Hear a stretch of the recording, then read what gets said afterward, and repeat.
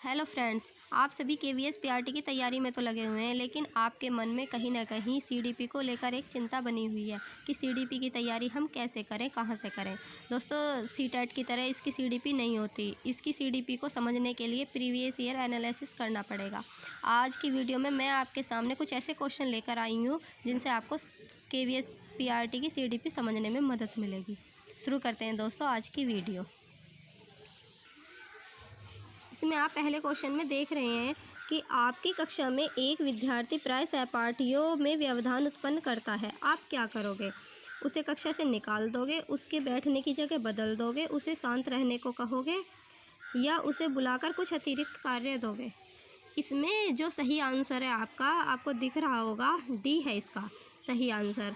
उसे बुलाकर कुछ अतिरिक्त कार्य दोगे। अगर आपकी कक्षा में कोई बच्चा व्यवधान उत्पन्न कर रहा है, इसका मतलब उसने उस टॉपिक को या तो पहले से पढ़ा हुआ है या उसका वह टॉपिक क्लियर है, तो उसका पढ़ाई में मन नहीं लग रहा, तो आप उसे कुछ ऐसा रचनात्मक कार्य दोगे जिससे उसे उस कार्य में मन लगे और वह कार्य को सही तरीके से कर पाए।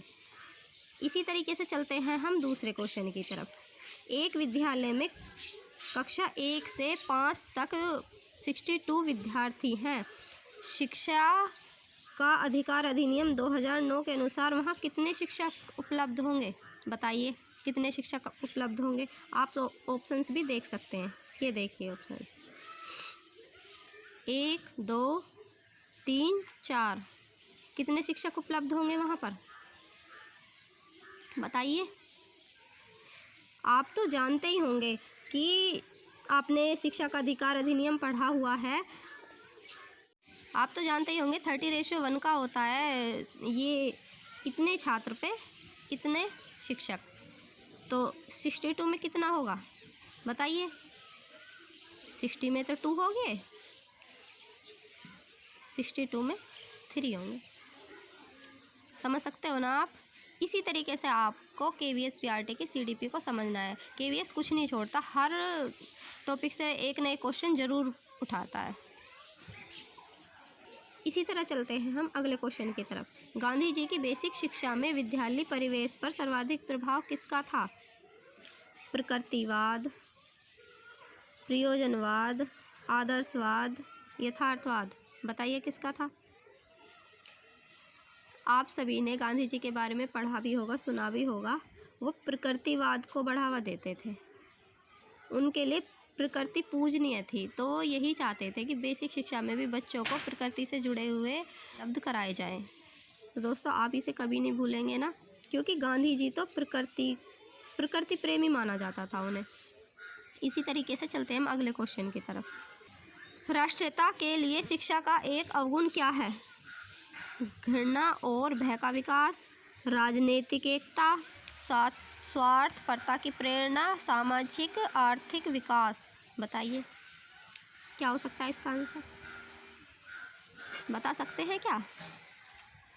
आजकल जो शिक्षा दी जा रही है उसमें सबसे ज़्यादा बढ़ावा किसको मिल रहा है?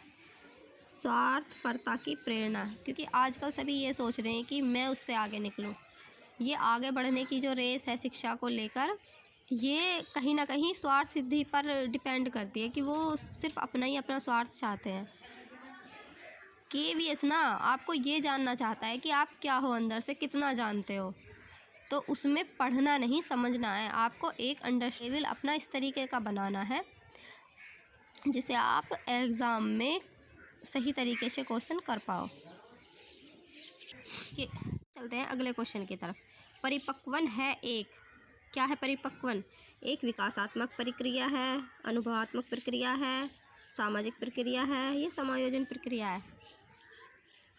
आपने डेवलपमेंट पढ़ा होगा, परिपक्वता उसी में ही आती है, पढ़ा है ना? तो परिपक्वन एक विकासात्मक प्रक्रिया है। केवीएस आपसे कोई बाहर से क्वेश्चन नहीं पूछता है। जो आपने पढ़ा है अभी तक, अपने जो भी आपने कोर्स किया होगा और या फिर आप सीटेट में पढ़ के आए हैं, पूछता तो उसी में से ही है, लेकिन आप घबरा जाते हैं कि पता ना क्या पूछ लिया। ये सब आपका पढ़ा हुआ ही तो है। इसी तरीके से चलते हैं हम अगले क्वेश्चन की तरफ। कोई शिक्षक प्रभावी हो सकता है। कब प्रभावी हो सकता है शिक्षक? वह अच्छी शिक्षक सामग्री का प्रयोग करे, वह विद्यार्थियों की प्रश्न पूछने में सहायता करे, वह विद्यार्थियों को प्रवीणता ग्रहण करने में सहायता करे, उसके विद्यार्थी में उच्च अंक उपलब्धि हो। बताइए क्या होगा इसका आंसर, बताइए। आप दोबारा से क्वेश्चन पढ़ सकते हैं इसका और दोबारा से ऑप्शन से भी देखिए, बताइए क्या होगा इसका आंसर। इसमें सभी आपको सही लग रहे होंगे, लेकिन आप ऑप्शन सी को देखिए, वह विद्यार्थियों को प्रवीणता ग्रहण करने में सहायता करता है। प्रवीणता यानी अगर कोई वो अपना सब्जेक्ट पढ़ा, शिक्षक आपको कोई सब्जेक्ट पढ़ा रहा है तो वह यही सोचेगा कि मैं इसे अपने विषय में प्रवीण कर सकूं। तो केवीएस की बात है, वह क्वेश्चन ही ऐसे पूछता है। एक शिक्षक को सफल माना जाता है यदि वह छात्रों को विषय वस्तु की जानकारी देता है, विषय वस्तु को सुव्यवस्थित तरीके से प्रस्तुत करता है, छात्रों को परीक्षाएं पास करने के लिए तैयार करता है, छात्रों को स्वास्थ्य के प्रति सचेत करता है। बताइए क्या होगा इसका आंसर। आप दोबारा से पढ़ के देख सकते हैं, बताइए क्या होगा इसका आंसर। विषय वस्तु को सुव्यवस्थित तरीके से प्रस्तुत करता है। देखिए, विषय वस्तु को प्रस्तुत करने का भी एक तरीका होता है कि आपने बच्चों के सामने जो तरीका अपना दिया है, क्या बच्चे उससे समझ पा रहे हैं या नहीं। तो एक सुव्यवस्थित तरीके से प्रस्तुत कीजिए जिससे ज़्यादा से ज़्यादा बच्चे समझ सकें और सही तरीके से समझ सकें। इसी तरीके से हम चलते हैं अपने अंतिम क्वेश्चन की तरफ। ये रहा हमारा अंतिम क्वेश्चन।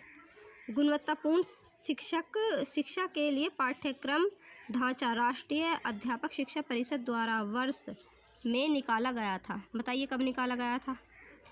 1990 में निकाला गया था, 1992 में निकाला गया था, 1996 में निकाला गया था या फिर 1998 में निकाला गया था। बताइए। NCT आपने पढ़ा होगा, बताइए कब निकाला गया था। कुछ भी नहीं छोड़ेगा केवीएस, सब पूछता है, सब पढ़ना पड़ेगा आपको। और ये सब आपको कब पता चलेगा, जब आप प्रीवियस ईयर एनालिसिस करेंगे। अगर आप मेरी तरह, तो दोस्तों ये लास्ट क्वेश्चन आपके लिए, आप इसका आंसर कमेंट बॉक्स में कमेंट करें। और अगर आपको वीडियो पसंद आई हो और मेरे साथ आप तैयारी करना चाहते हैं तो चैनल को सब्सक्राइब करें और बेल आइकन भी ज़रूर प्रेस करें। थैंक यू दोस्तों।